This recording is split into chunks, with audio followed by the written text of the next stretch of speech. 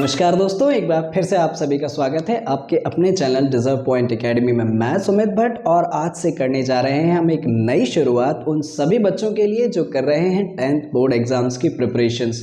हम यहां पर करने वाले हैं बहुत ही इंपॉर्टेंट क्वेश्चंस चैप्टर वाइज जो लगातार एग्जाम्स में पूछे जा रहे हैं। तो शुरुआत करते हैं पहले ही चैप्टर से, दैट इज रियल नंबर्स। तो देर ना करते हुए शुरू करते हैं, लेट्स गेट स्टार्टेड।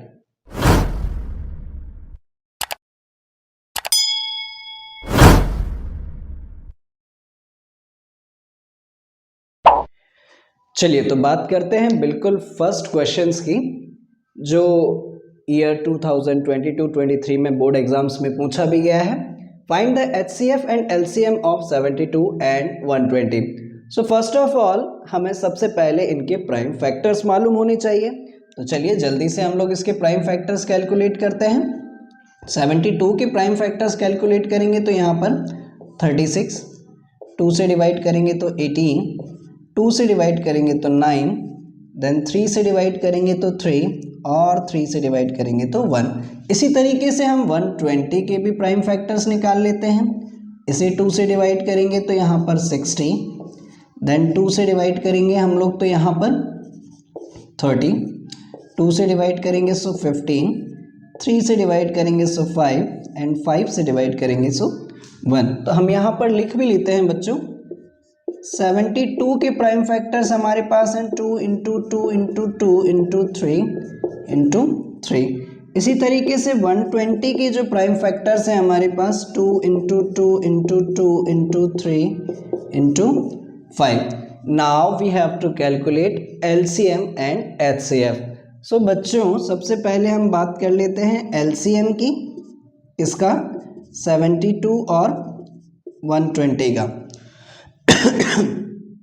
तो एलसीएम क्या होने वाला है हमारे पास, क्या क्या फैक्टर्स हैं हमारे पास 2 इंटू 2 इंटू 3 इंटू 3। इसके सारे लिख लो, जहां पर ये सारे इंक्लूड हो गए, केवल एक रह गया है 5। तो कितना होने वाला है 2 2 4 4, ओ एक 2 छूट गया है मेरे पास, सॉरी, इसको मैं यहाँ पर लिख ले रहा हूँ, ठीक है। 2 2 4, 4 2 8, 8 3 24 and 24 into 5 into 3 15, 15 4s are 60, carry 6, 15 2s are 30 और 6 36। so 360 is the LCM of 72 and 120। चलिए बात कर लेते हैं HCF की, HCF of 72 and 120। और HCF का सिंपली मतलब होता क्या है बच्चों, हाईएस्ट कॉमन फैक्टर। तो अब हम देख लेते हैं इसमें से कॉमन फैक्टर्स क्या क्या है। 2 2 2 2 2 2 ये कॉमन है, एक 3 यानी कि कॉमन फैक्टर्स हमारे पास 2 इंटू 2 इंटू 2 इंटू 3। 2 2 4, 4 2 8, 8 3 24। यहाँ पर हम लिख भी लेते हैं LCM of 72 and 120 is 360 and HCF of 72 and 120 is 24 and here is our answer। चलिए देखते हैं नेक्स्ट क्वेश्चन जो कि 2018 में पूछा गया है। Right the HCF of the smallest composite number and the smallest prime number. चलिए यहाँ से हमें कुछ और इंपॉर्टेंट चीजें जानने को मिलेंगी। तो सबसे पहले स्मॉलेस्ट कंपोजिट नंबर की बात करते हैं बच्चों। स्मॉलेस्ट कंपोजिट नंबर जो होता है वो होता है 4 एंड स्मॉलेस्ट प्राइम नंबर की बात करें तो वो होता है बच्चों 2। आप लोगों की बेसिक जानकारी के लिए मैं बता दूं कि प्राइम नंबर्स वो नंबर्स होते हैं जो या तो 1 से या खुद अपने आप से डिवाइड होते हैं, ऐसे नंबर्स को प्राइम नंबर कहा जाता है। और प्राइम नंबर्स को छोड़कर जो भी नंबर बचते हैं वो कहलाते हैं कंपोजिट नंबर, जिसमें से 1 जो है वो ना तो प्राइम है और ना ही कंपोजिट है, और 2 जो है वो एकमात्र ऐसा नंबर है जो इवन प्राइम है ना। सो सबसे छोटा प्राइम नंबर 2 होता है, देन अगला नंबर 3 वो भी प्राइम होता है क्योंकि वो भी 1 और 3 के अलावा किसी दूसरे के टेबल में नहीं आता है। देन नेक्स्ट नंबर 4 है जो कि एक कंपोजिट नंबर है। So the smallest composite number is 4 and the smallest prime number is 2। अब हमें कैलकुलेट करना है HCF ऑफ 2 एंड 4। तो चलिए 2 के प्राइम फैक्टर्स देखते हैं तो 2 इंटू 1 और 4 के प्राइम फैक्टर्स देखते हैं तो 2 इंटू 2। अब इसमें से कॉमन क्या है बच्चों? सो एकमात्र केवल 2। सो HCF of 2 and 4 is 2. Here is our answer. To the next question, explain why 3 into 5 into 7 plus 7 is a composite number. और ये क्वेश्चंस भी वर्ष 2015 में एग्जाम में पूछा गया है। तो फिर एक बार मैं बता दूं बच्चों आपको, कंपोजिट नंबर वो नंबर होते हैं जो प्राइम नंबर्स को छोड़कर नंबर जो बचते हैं वो प्राइम नंबर्स कहलाते हैं, और प्राइम नंबर्स वो नंबर कहलाते हैं जो 1 और खुद अपने आप के टेबल में आते हैं। तो चलिए अगर हमें इस पूरे नंबर को ये प्रूफ करना है कि ये कंपोजिट नंबर है तो हमें ये प्रूफ करना पड़ेगा कि इनके फैक्टर 1 और इस नंबर यानी कि इस पूरे ऑपरेशन के बाद जो भी नंबर मिलने वाला है उस नंबर के अलावा वो किसी और के टेबल में भी आते हैं। तो चलिए चेक कर लेते हैं। 3 इंटू 5 इंटू 7 प्लस 7, इसका मतलब 3 5 ज़ा 15, 15 7 ज़ा 105 प्लस 7 इज इक्वल्स टू 1112, है ना। तो यहाँ पर हम चेक भी कर लेते हैं कि 1112 के प्राइम फैक्टर्स क्या होने वाले हैं बच्चों। तो 2 5 ज़ा 10, 2 6 ज़ा 12, 2 से इसको डिवाइड किया तो 18, फिर 2 से डिवाइड किया तो यहाँ पर हमें मिलेगा 2 1 ज़ा 2, 2 4 ज़ा 8, 7, और 7 से इसको डिवाइड करेंगे so 1। So prime factors of 1112 is equals to 2 into 2 into 2 into 2 into 7, you can say 2 to the power 4 into 7। So बच्चों यहाँ पर बिल्कुल क्लियर है कि ये जो 1112 है, 1112 has prime factors of product of 2 and 7, so it has more factors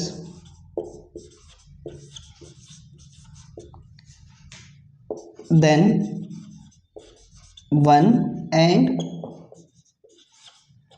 itself, therefore yeah, hence 1112 is a composite number।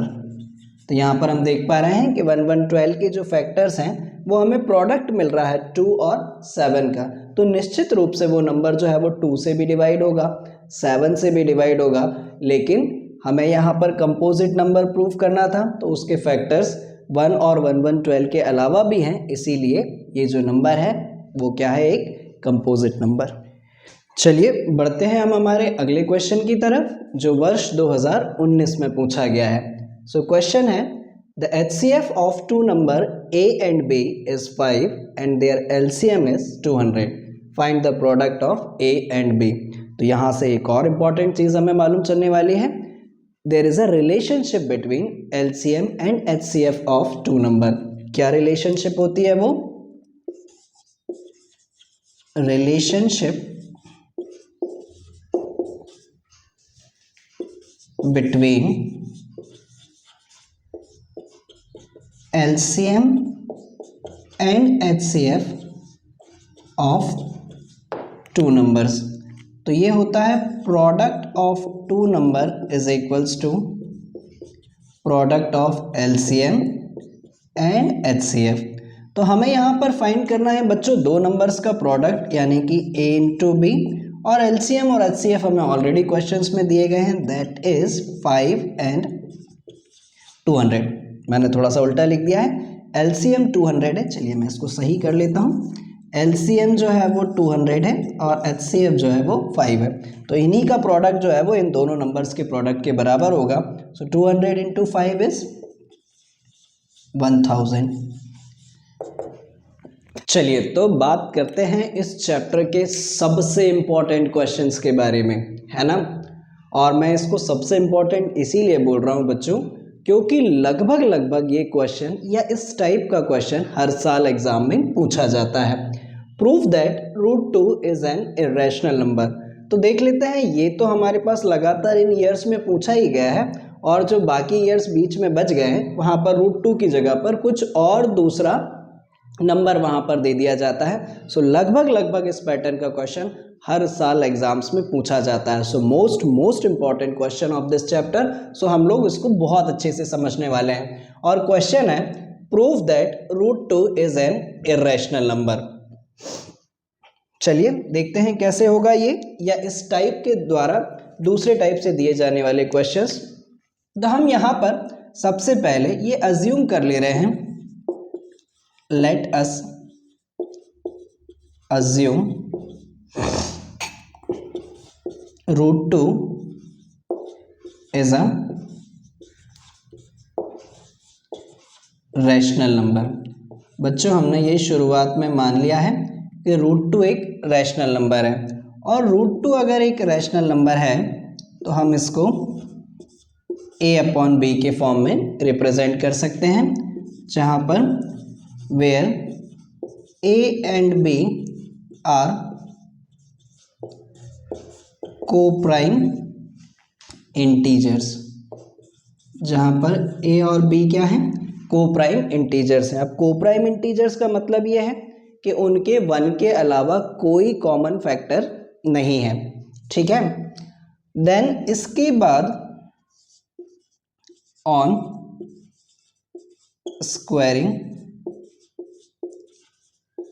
Both side, अगर मैंने दोनों तरफ इसकी स्क्वायरिंग कर दी, so 2 is equals to a² upon b²। और यदि अगर मैं इस b को भी इधर ट्रांसपोज कर दूं बच्चों, तो 2b² बराबर a² मिलेगा। और इस कंप्लीट सिचुएशन से मैं इस कंक्लूजन पर पहुंच सकता हूं कि 2b² is equals to a² है, तो 2 जो है वो a² को डिवाइड करेगा। 2 डिवाइड्स a²। और हम लोगों ने एक थ्योरम ये भी पढ़ी है कि यदि अगर कोई प्राइम नंबर किसी नंबर के स्क्वायर को डिवाइड करता है तो डेफिनेटली वो नंबर उस पर्टिकुलर नंबर को भी डिवाइड करेगा। तो that means 2 divides a also. यदि अगर 2 a² को डिवाइड कर रहा है तो 2 डिवाइड a ऑल्सो। इसका मतलब साफ है कि यदि अगर 2 जो है वो a को डिवाइड कर रहा है तो a की वैल्यू जो है बच्चों वो 2 का ही कोई मल्टीपल होगी। तो मैंने ये मान लिया कि a की वैल्यू कोई 2m है, और इसे नाम दे दीजिए आप इक्वेशन 1, ठीक है। Now substitute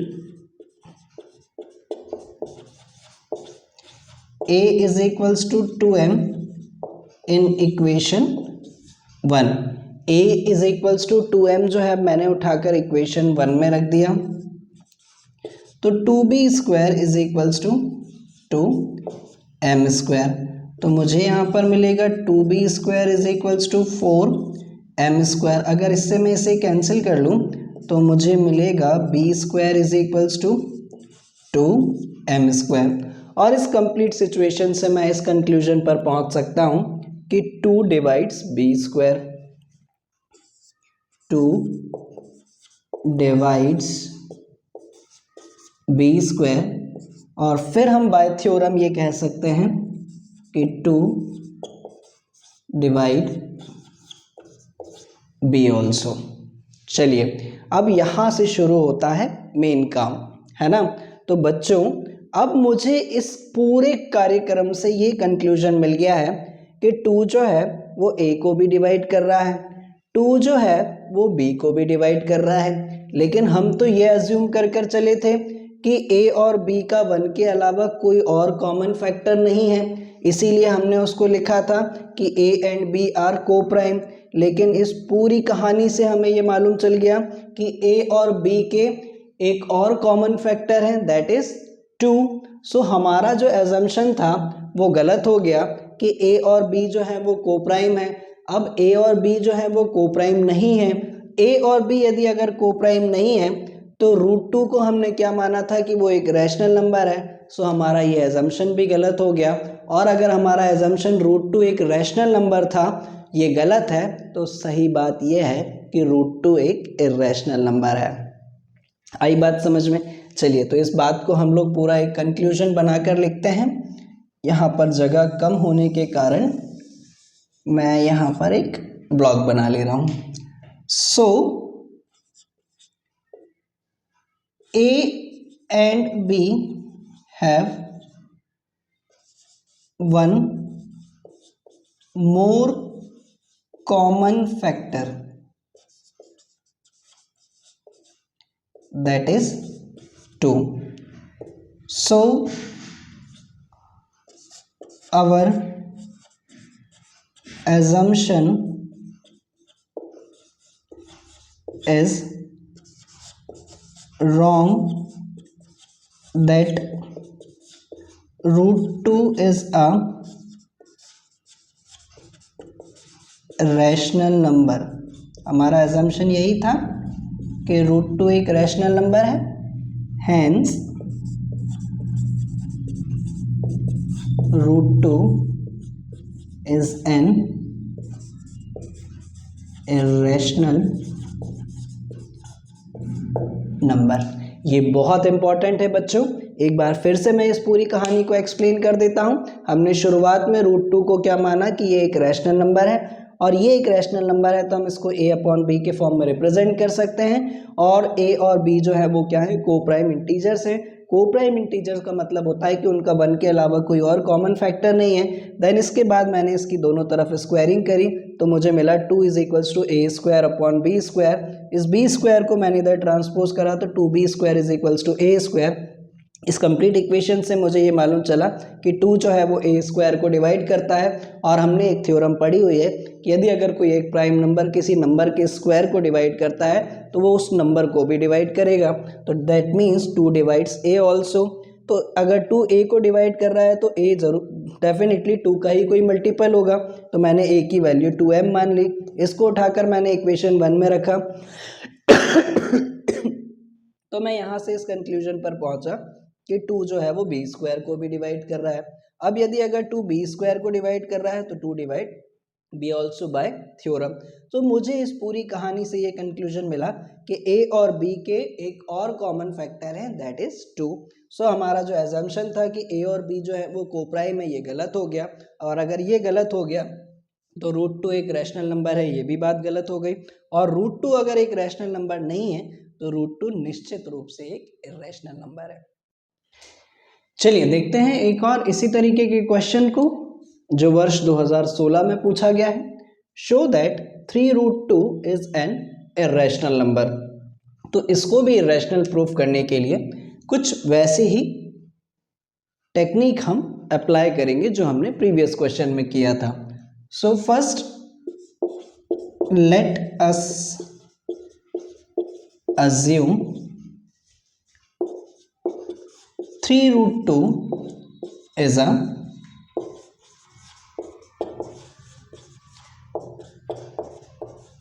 rational number.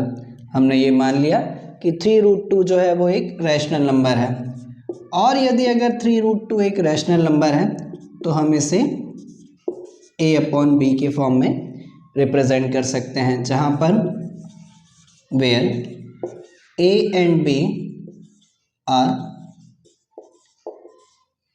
co-prime integers, जहां पर a और b क्या है, को-प्राइम इंटीजर्स हैं बच्चों। अगर मैं इस 3 को भी यहां ट्रांसपोज कर दूं तो √2 is equals to a upon 3b। अब मज़े की बात यह है कि a जो है ये भी इंटीजर है और 3b जो है ये भी इंटीजर है बच्चों, and 3b is not equals to 0। तो इसका मतलब ये तो साफ है कि a/3b जो है a/3b is a rational number. a/3b is a rational number and it is equals to √2। अब यहाँ से ये अपवाद पैदा हो रहा है कि a/3b जो है वो तो एक रैशनल नंबर है, बट √2 क्या है, एक इर्रेशनल नंबर है। ठीक है, but this contradicts the fact that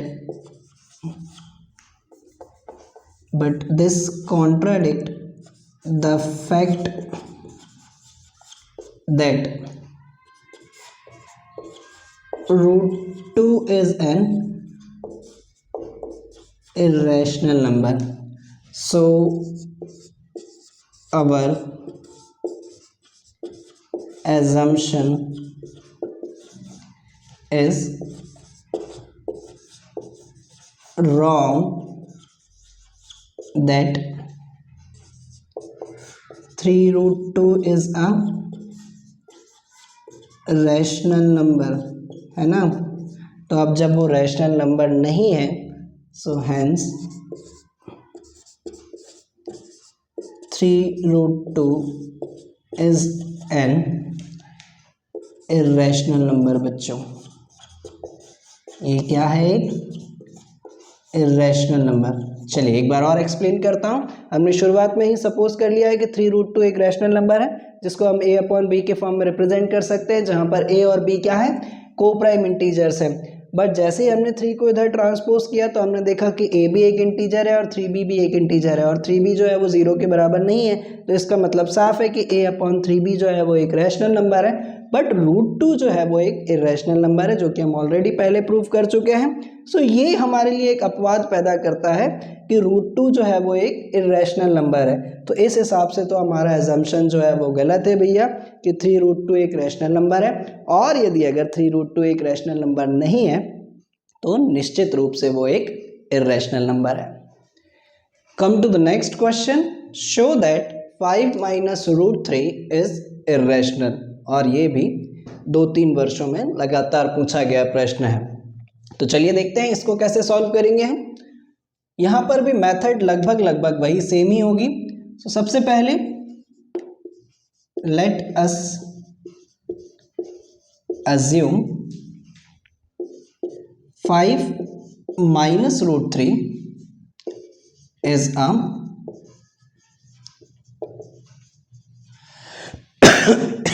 rational number. और यदि अगर ये एक रैशनल नंबर है तो मैं इसे a/b के फॉर्म में रिप्रेजेंट कर सकता हूं, जहां पर a and b are integers. ठीक है बच्चों, तो यदि अगर मैं इसको यहां पर ट्रांसपोज कर लूं, is equals to √3, 5 - a/b is equals to √3, but we know that 5 is rational and a/b is also, ये भी क्या है बच्चों, रैशनल है। सो देयर डिफरेंस, इसीलिए उनके बीच का डिफरेंस जो है बच्चों वो भी क्या होगा, डिफरेंस इज ऑल्सो रैशनल। चलिए अगर आप लोगों को एक बात नहीं मालूम है तो मैं आप लोगों के बेसिक नॉलेज के लिए मैं बता देता हूँ कि जब कभी भी दो रैशनल नंबर के बीच में कोई भी ऑपरेशन परफॉर्म किया जाए, एडिशन, सब्ट्रैक्शन, मल्टीप्लिकेशन या डिवीजन, तो रिजल्ट आपको हमेशा एक रैशनल नंबर ही मिलेगा। ठीक है, तो यहाँ पर 5 जो है वो भी रैशनल है और a/b जो है वो भी रैशनल है। तो इन दोनों के बीच का जो डिफरेंस है, यानी कि मुझे इससे जो ओवरऑल रिजल्ट मिलेगा वो भी क्या होगा, रैशनल होगा। But we know that √3 is an irrational number। यहाँ पर √3 जो है वो क्या है, एक इरेशनल नंबर है। सो यहाँ से एक कॉन्ट्राडिक्शन निकल कर आता है, बट दिस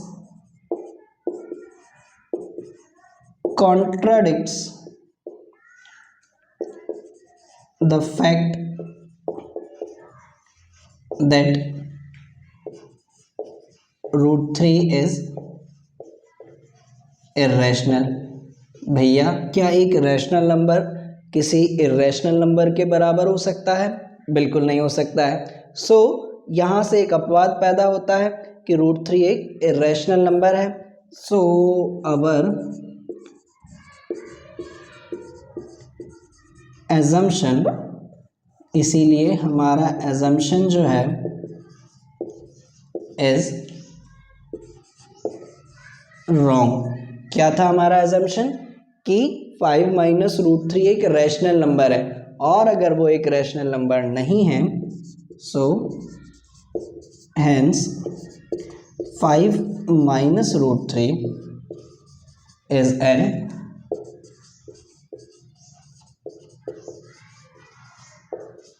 इरेशनल नंबर। और यही तो हमें प्रूफ करना था। चलिए बढ़ते हैं तो एक और महत्वपूर्ण क्वेश्चन की तरफ, जो कई दफ़ा एग्जाम्स में पूछा गया है 2010, 11, 12, 15। तो यहाँ पर क्वेश्चन में ये बोला गया है कि check whether 6 to the power n can ends with the digit 0 for any natural number n।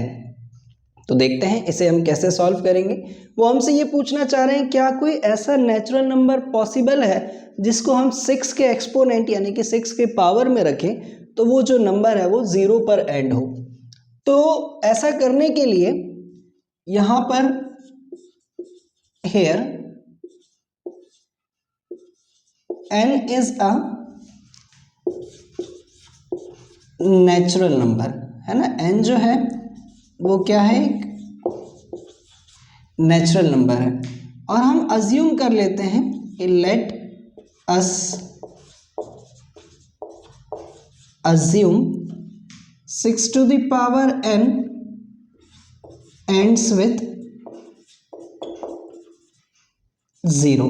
हमने ये अज्यूम कर लिया है कि 6 to the power n जो है वो 0 पर एंड हो रहा है। सो 6 to the power n is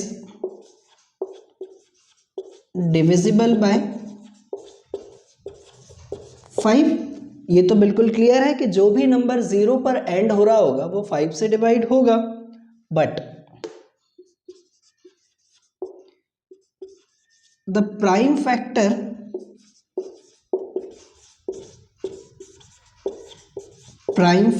of 6, अगर हम 6 के प्राइम फैक्टर की बात करें तो वो क्या है बच्चों, 2 into 3।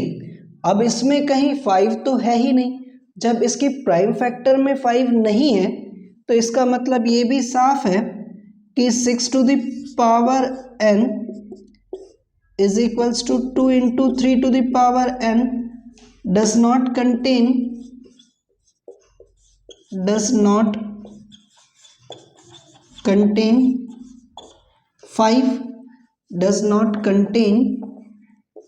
5 है ना। इसके प्राइम फैक्टराइजेशन में 5 तो है ही नहीं।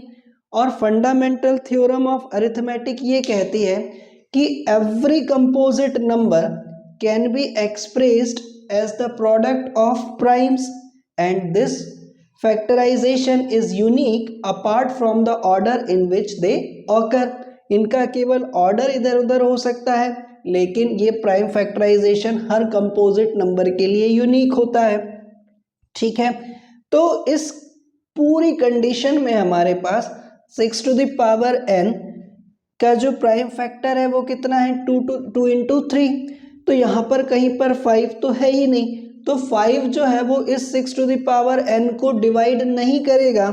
सो मैं यहाँ पर लिख भी लेता हूँ इस बात को, 5 does not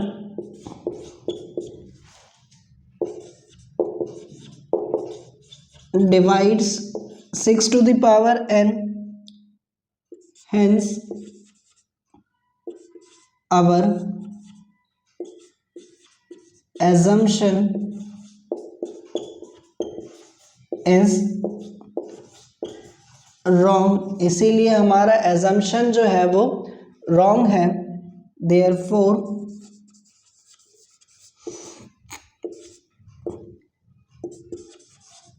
there is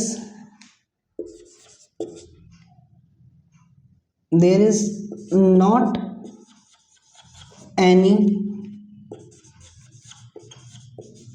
natural number possible for which 6 to the power n can ends with 0। तो इसीलिए बच्चों 6 टू द पावर n के लिए कोई भी नेचुरल नंबर ऐसा नहीं है जिस पर वो नंबर जो है वो 0 पर एंड हो जाए।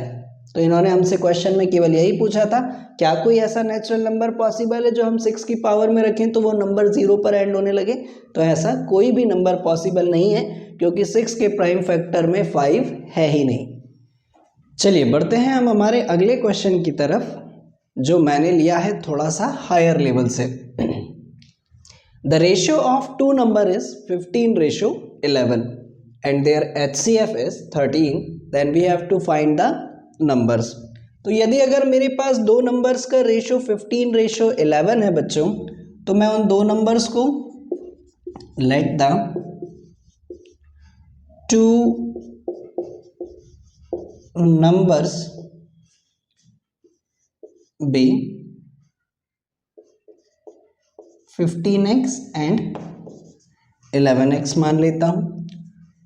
तो अगर मैं इनके HCF की बात करूं, HCF ऑफ 15x और 11x, तो इन दोनों में कॉमन क्या है बच्चों, x है ना, इसके अलावा तो कुछ पॉसिबिलिटीज है नहीं। तो इन दोनों का जो HCF है वो कितना आया x, और HCF मुझे ऑलरेडी दिया गया है, x बराबर जो है वो कितना है बच्चों 13 है ना। तो इस हिसाब से मेरा पहला नंबर जो है वो क्या था 15x, यानी कि 15 इंटू 13, 13 5 ज़ा 65, 13 1 ज़ा 13 और 6, 13 और 6 19 है ना, तो 195। और जो दूसरा नंबर होगा वो था 11x, यानी कि 11 इंटू 13। सो 11 3 ज़ा 33, कैरी 1, 11 1 ज़ा 11 और 3 14। Here is the answer. चलिए बढ़ते हैं हम हमारे अगले क्वेश्चन की तरफ, और ये भी एक बहुत ही महत्वपूर्ण प्रश्न है। There is a circular path around a sports field. Sonia takes 18 minute to drive 1 round of the field while Ravi takes 12 minutes for the same. Suppose they start at the same point and the same time and go in the same directions, then after how many minutes will they meet again at the starting point? चलिए तो देखते हैं यहाँ पर वो क्या कहना चाह रहे हैं। तो सबसे पहले तो मैं इस क्वेश्चन को थोड़ा सा एक्सप्लेन कर लूँ कि एक सर्कुलर फील्ड है, सपोज मान लीजिए कि उसका इनिशियल पॉइंट है यहाँ से रवि और सोनिया एक चक्कर लगाना चालू करते हैं। तो सोनिया को जो है उस पूरे राउंड को कवर करने में 18 मिनट्स लगते हैं और रवि को 12 मिनट लगते हैं। यदि अगर वो एक ही पॉइंट से एक ही टाइम पर एक ही डायरेक्शन में डिस्टेंस ट्रेवल करना चालू करते हैं तो कितने मिनट्स बाद वो दोनों उसी इनिशियल पॉइंट पर जहाँ से उन लोगों ने स्टार्ट किया था वहाँ पर वापस मिल जाएंगे। तो चलिए सबसे पहले चेक कर लेते हैं हम लोग कि रवि को वही काम करने में 12 मिनट लग रहे थे और सोनिया को वही काम करने में 18 मिनट लग रहे थे। और वो काम क्या था? To cover entire field. इस तरीके के क्वेश्चंस बच्चों एग्जाम्स में पूछे जाते हैं। तो यहाँ से मुझे इस पूरी कहानी का आंसर, यदि अगर मैं इन दोनों का एलसीएम निकाल लूँ तो मुझे आसानी से ये मिल पाएगा कि कितने समय बाद वो दोनों उसी इनिशियल पॉइंट पर आकर मिल जाएंगे। तो एलसीएम ऑफ 12 एंड 18, तो हम 12 के फैक्टर करते हैं बच्चों, तो 2 इंटू 2 इंटू 3, और 18 के फैक्टर करेंगे तो 2 इंटू 3 इंटू 3। तो यहाँ पर हमारे पास कॉमन क्या क्या चीज़ें हैं इसमें? 2 इंटू 2 तो हमें लेना ही पड़ेगा, ये 3 भी लेना पड़ेगा, और एक्स्ट्रा क्या है बच्चों? एक और 3, यानी कि 2 2 ज़ा 4, 4 3 ज़ा 12, 12 3 ज़ा 36 minute is the time at which they meet the same initial point, है ना। और आप चाहें तो इसको प्रैक्टिकली एनालाइज भी कर कर देख सकते हैं कि यदि अगर रवि जो है वो 12 मिनट में उसके पूरे ग्राउंड का चक्कर लगाता है तो वो 36 मिनट में 3 राउंड कंप्लीट कर लेगा, है ना।